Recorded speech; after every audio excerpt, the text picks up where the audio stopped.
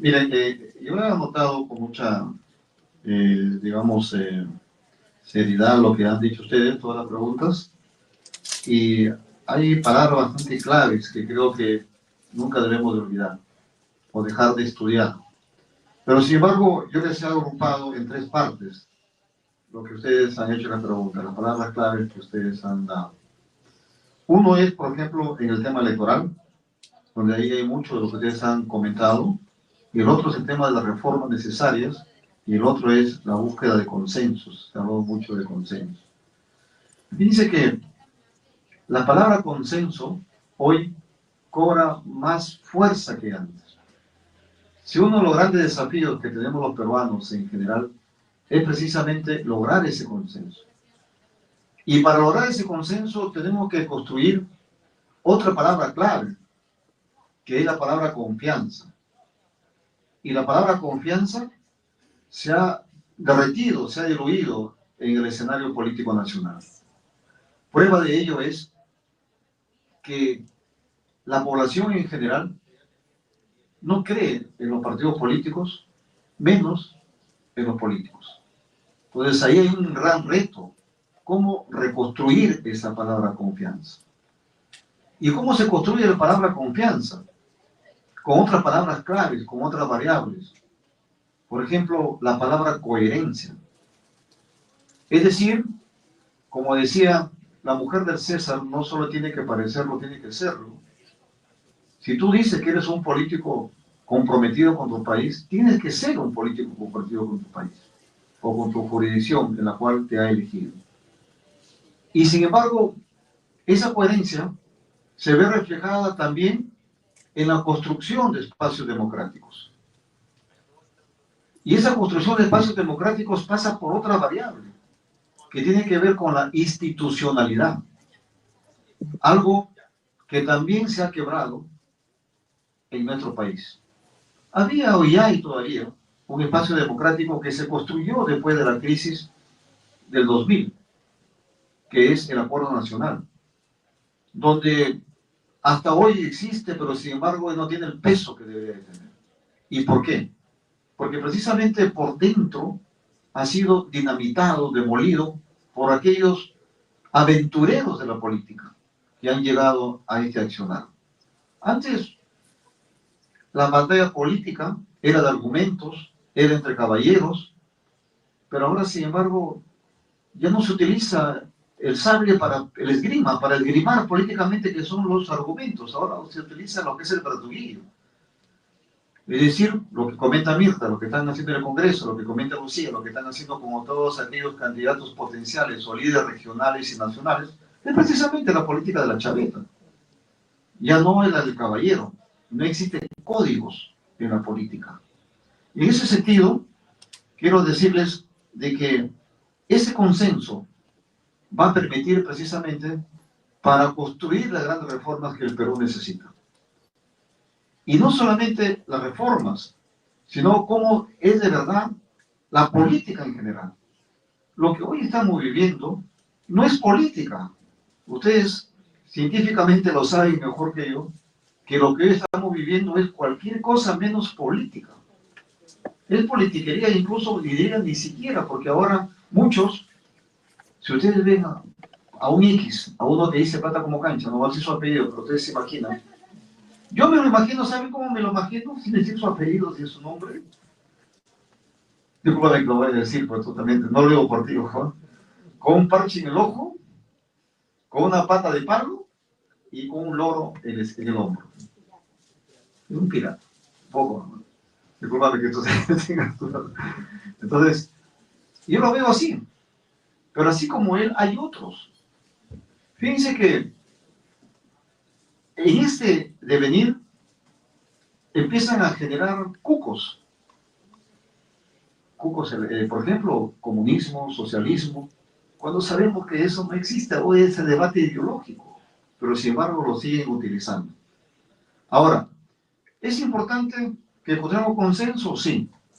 ¿Es importante que construyamos escenarios donde podamos conversar? Sí. Ahora la pregunta es cómo hacer esos espacios democráticos. Fíjense que el único fortín que yo veo los únicos fortines que yo veo para construir esos espacios democráticos es la academia, es la universidad. Y luego el otro espacio que yo veo, organizaciones sociales como las rondas campesinas, rondas urbanas, pero también hay otros, los colegios profesionales, que ahí también deberíamos de hacer un trabajo para poder generar esos espacios democráticos. Y por supuesto, en los sindicatos también, en las organizaciones, en los gremios, donde ahí deberíamos de construir. Y luego, fíjense que en el tema electoral, acá se ha dicho muchas cosas, se ha hablado del sujeto político, se ha hablado del arte de gobernar, se ha encontrado de estrategias, de reformas. Para mí, espero equivocarme, pero desde hoy, tratando de tener un pensamiento prospectivo y generar un escenario de aquí al 2026, veo un escenario electoral violento. Veo un escenario muy agresivo. Veo un escenario en crisis. Cuando hoy, por ejemplo, vemos que la batalla en las redes es increíble, una guerra digital, donde busca imperar los trolls. Yo lo llamo los orcos digitales. Algunos me dicen, oye, ¿por qué le dices orcos digitales? Porque cuando yo vi, no sé si vi la película El Señor de los Anillos, ahí estaban los orcos, ahora esos orcos ahora ya son otro tipo de orcos, son orcos digitales. Esos son muy agresivos y tienen como objetivo simplemente distraer, perturbar, molestar, dinamitar, golpear. Por supuesto, además de insultar. Ese es el escenario que nos espera el 2026. Se habla de alianzas electorales. Yo sí creo que debe haber alianzas electorales, pero sin embargo, en este corto plazo, más que pensar en alianzas electorales, sin dejar de decir que no deben de existir o deben darse, deberían darse, deberíamos tener la capacidad de formar un frente contra el Congreso. Porque el Congreso tiene la carta libre, tiene aproximadamente 6 meses de aquí hasta abril y mayo del próximo año, para seguir dando una catarata, una cascada de reformas electorales que a ellos les convenga. Están cambiando todo. Y de ahí, por supuesto, la presidenta va a tener que convocar elecciones el 2026. Debe ser entre abril o mayo, porque eso es, abril sobre todo, porque es un año antes del proceso electoral.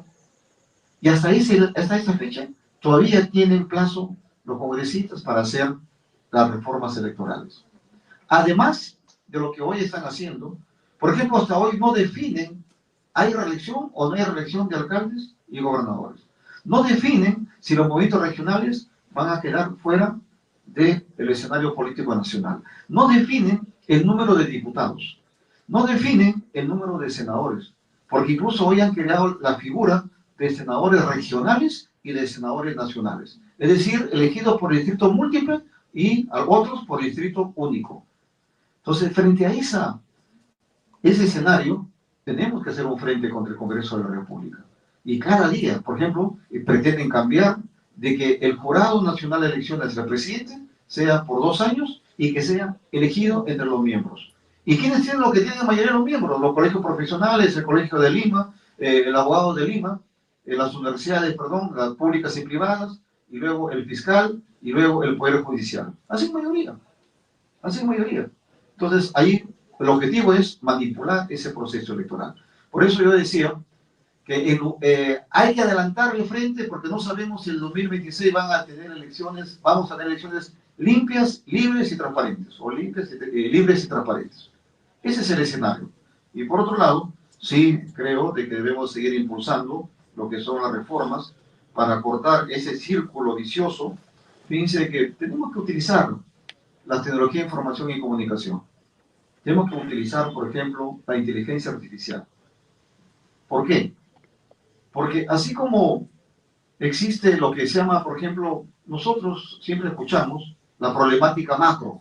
¿Cuál es la problemática macro? Inseguridad ciudadana, el tema relacionado con el costo de vida, el tema del desempleo, el tema de la inflación, el tema de lo que significa en estos momentos la parte de inseguridad alimentaria, macro. Eso lo conocemos todos. Pero ¿saben lo que nos falta? Y aquí les pongo en la mesa a ustedes, jóvenes estudiantes y en general, de que tenemos que utilizar la inteligencia artificial para conocer de verdad las necesidades de cada uno de ustedes. Porque los que estamos aquí presentes, es cierto, tenemos una gran necesidad macroeconómica, por decirlo, y macrosocial, pero también tenemos nuestras propias necesidades. En este momento muchos dicen que el pueblo es indiferente, no quiere participar en política. No, no es que no quiera participar, sí le interesa, por eso se expresan las encuestas cuando dicen que a la señora Boluarte le dan 3%. Sí se expresan. Lo que pasa es que tienen en estos momentos otra prioridad. ¿Cuál es? La de subsistir, generar, buscar empleo. Pero ustedes se han puesto a pensar, ustedes jóvenes, que se levantan pensando, ¿cómo voy a llegar a la Universidad de San Marcos? ¿Con qué pasaje voy a obtener? ¿Cómo voy a llegar? ¿Cómo voy a comer mi menú? O la madre de familia, ¿cómo voy a hacer llegar el alimento para mi familia? El padre de familia, ¿cómo voy a generar el puesto del día a día, el trabajo? Entonces, eso tenemos que hacer la ciencia política, identificar de verdad las necesidades de las personas. Eso yo le llamo hiperpersonalización.